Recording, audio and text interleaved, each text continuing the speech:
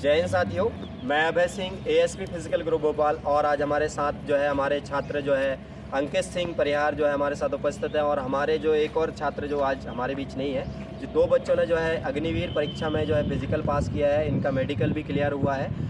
तो क्या कुछ अग्निवीर डॉक्यूमेंट में मांगे जा रहे हैं, तो उनके लिए मैं आपको बता दूं कि सबसे पहले आपके पास आधार आईडी या वोटर आईडी आपके पास होना अनिवार्य है। दूसरा 10-12 की मार्कशीट आपका जो है वहाँ होना अनिवार्य है। उसके बाद जो है सर्टिफिकेट की बात करें तो आपका चरित्र प्रमाण पत्र जो कि पुलिस स्टेशन या आपका जो है आपका ग्राम जो पंचायत से आप बनवा सकते हैं, वहाँ से आपका चरित्र प्रमाण पत्र वो आपको लेना अनिवार्य है। उसके बाद मूल निवासी या आपका जाति वहाँ पर होना अनिवार्य है। और उसके बाद बात करूँ क्लीन शेप में आपकी 24 फ़ोटो जो है आप अपने साथ कैरी करें। उसके बाद जो है वैक्सीनेशन सर्टिफिकेट जो है आप ले जा सकते हैं। समग्र आईडी अपना साथ में कैरी कर सकते हैं। इन सब का ओरिजिनल भी आपके साथ होना अनिवार्य है। उसके बाद बात करूं अभी जो है मध्य प्रदेश की राजधानी भोपाल में आपका जो है यहाँ फिजिकल 27 अक्टूबर में होने वाला है अग्निवीर के लिए। तो आप सभी इन सभी डॉक्यूमेंट को तैयार कर लें और अपना जो है जो फिज़िकल की तैयारी कर रहे हैं बहुत अच्छे से अपनी फ़िज़िकल की तैयारी करें। ये ज़रूरी नहीं है कि आपकी टाइमिंग यदि प्रैक्टिस टाइम पे नहीं आ रही है तो नहीं आएगी, ऐसा बिल्कुल भी नहीं है। आप अपना कॉन्फिडेंस के साथ अपनी तैयारी रखें। तो हम समझेंगे अंकित से क्या कुछ वहाँ पर हुआ, किस समय पर एंट्री हुई। तो अंकित आप बताएँगे वहाँ पर जब आप पहुँचे तो किस प्रकार से वहाँ पर एंट्री का टाइम क्या था? सर सबसे पहले तो जब हम पहुँचे ग्राउंड पे तो सबसे पहले हमारा डॉक्यूमेंट चेक होता है। फिर डॉक्यूमेंट्स में सिर्फ हमारा एडमिट कार्ड देखा जाएगा। इसके बाद हाइट मेज़रमेंट होती है। हाइट मेज़रमेंट के बाद हमें अंदर जाने दिया जाता है। इसके बाद ग्राउंड पे जाके बैठ जाते हैं सारे बच्चे। फिर इसके बाद आपको वहाँ 3 से 4 घंटे तक बैठना होता है एक ही जगह पे। तो इसलिए सभी को अपना पानी वानी सब लेके जाएं। इसके बाद रनिंग चालू करने के पहले आपको बता दिया जाता है कि आप लोगों को रनिंग के लिए ले जाया जाएगा, इसलिए आप सब अपने अपने किटअप में हो जाएं, ड्रेस जो जिसको जो जैसे व्यवस्था अपने हिसाब से। इसके बाद सभी को ले जाके ट्रैक पे बैठा दिया जाता है। ट्रैक में आपको कम से कम 250 से 300 बच्चे रहेंगे, कम से कम। फिर बच्चों पे डिपेंड करता है कि कितने बच्चे हैं, उसके अनुसार करवाते हैं। तो ट्रैक पे जब आप सबसे पहले जाएंगे तो आपको एक लाइन से बैठाया जाएगा, क्रम से पास हटा के बैठाते हैं। इसके बाद जब रनिंग चालू करवाते हैं तो उसके पहले आपको कभी कभी बोल देते हैं कि आप रिलैक्स करिए, हम आपको बताएंगे रनिंग चालू करने के पहले कि आपको कि आप करवाने वाले हैं, आप लोग रेडी हो जाएं। लेकिन ऐसा कुछ नहीं होता, वो आपको बोल देते जब आप रिलैक्स करने लगते हैं, बैठ जाते हैं मज़े से, तो रनिंग चालू करवा दी जाती है। तो इसलिए थोड़ा इसका ध्यान रखेंगे। और दूसरी बात कि आप अपनी सेफ्टी का ध्यान रखेंगे। और जैसे रनिंग चालू होती तो कुछ लोगों के मन में ये रहता है कि अब मैं पीछे फंसा हूँ, मैं रनिंग नहीं निकाल पाऊँगा, या कि फिर आगे वाला बच्चा निकल जाएगा, मैं पीछे हो गया, आप क्या करूँ। ऐसा कुछ नहीं होता, आपको बता दूँ, क्योंकि मैं रनिंग में खुद ही 150 बच्चों से पीछे था।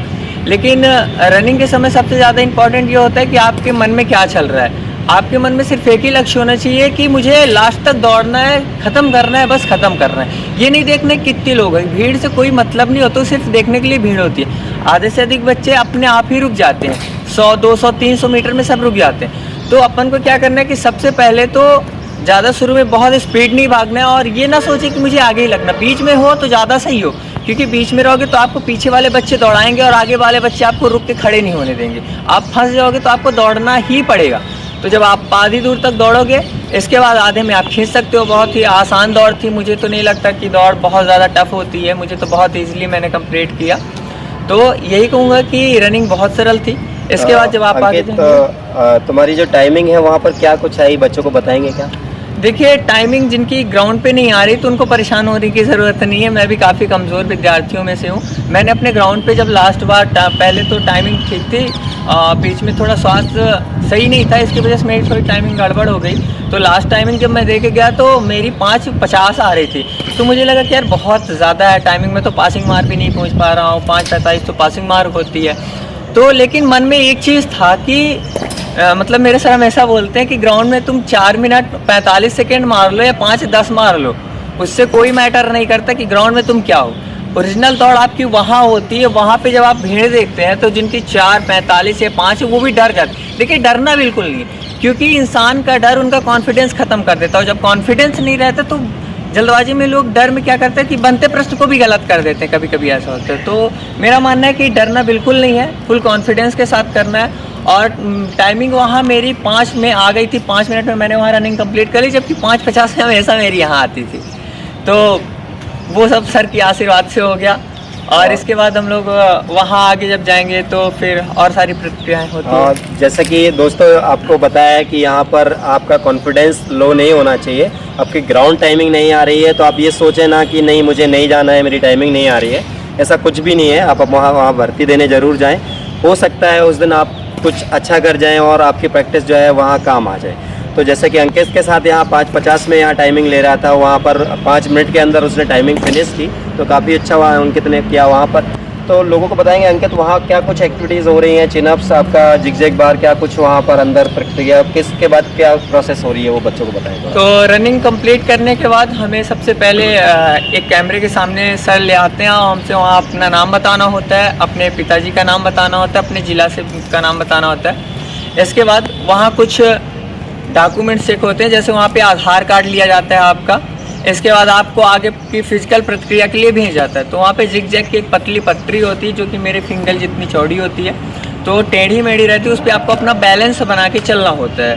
फिर इसके बाद 10 से 12 फीट का एक गड्ढा होता है जिसे आपको जंप करना होता है। इसके बाद हम आगे जाएंगे तो हाँ हमसे बीम लगवाया जाता है और जो जितने बीम लगाते हैं उसके हिसाब से आपको नंबर दिए जाते हैं। यदि 6 से कम लगाते हैं तो आपको फेल कर दिया जाएगा। इसके बाद आपका चेस्ट मेज़रमेंट होता है, हाइट, वेट, सब कुछ क्लियर होगा वहाँ।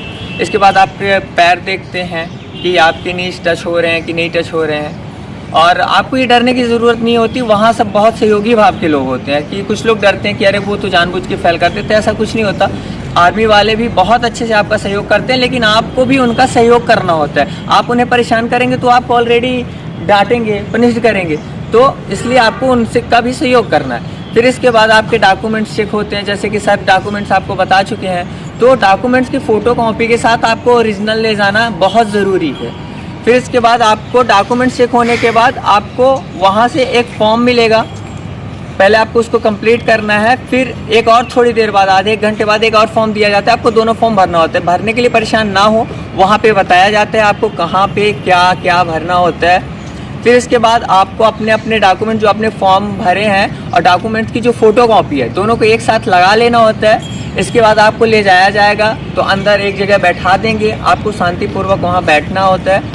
फिर इसके बाद आपको डॉक्यूमेंट जिसका जिसका नंबर आएगा सबको अपने नंबर से जमा करना होता है। फिर इसके बाद उसके 1 से 1.5 घंटे बाद आपको आपकी मेडिकल की स्लिप दे दी जाती है कि आपको इतने तारीख को इतने बजे आपका मेडिकल होना होता है। फिर इसके बाद आपको छुट्टी दे दी जाती है, फिजिकल कंप्लीट हो जाता है आपका यहाँ पे। और जैसा कि आपने अंकित से जाना, सारी डिटेल जो है अंकित ने आपको बताई क्या कुछ वहाँ पर होता है। और दोस्तों मैं आपको बता दूं, जैसे मेडिकल आप पहुँचेंगे फिज़िकल के बाद तो क्या आपको तैयारी रखनी है, तो आप अपना प्रॉपर हेयर कट रखें, अपना जो है ईयर का जो है बैग्स वगैरह निकलवा के जाएं। नोज़ वगैरह में कोई समस्या है तो उसको देख के जाएं। टीथ वगैरह अपना जो है सफाई करवा के जाएं, या टीथ में कीड़ा लगा हुआ है तो उसको फिल करवा के जाएं। बाकी आपका चेस्ट प्रॉपर जो है फुलाकर 5 सेंटीमीटर जो है आपका होना चाहिए वहाँ पर। और दूसरा कहीं ना कहीं आप जैसे कि और भी बहुत सारी समस्याएं होती हैं बच्चों में, नौकनी की समस्याएं पाई जाती हैं, फ्लैट फुट होता है, कैरिंग एंगल प्रॉब्लम होती है, बहुत सारी ऐसी समस्याएं होती हैं जो कि वहाँ पर चेक किया जाता है। तो आप बी अलर्ट रहें, अपने उसके लिए तैयार रहें, है ना। सारी व्यवस्थाओं के लिए साथ जो है आप तैयारी के साथ जाएं ताकि आपका मेडिकल भी वहाँ क्लियर हो। सभी को ऑल द बेस्ट, सभी अच्छा करने वाले हैं। अग्निवीर की भर्ती जो है इसी बार आप क्लियर कर लें, ऐसी मेरी वेल विशेस है। जय हिंद।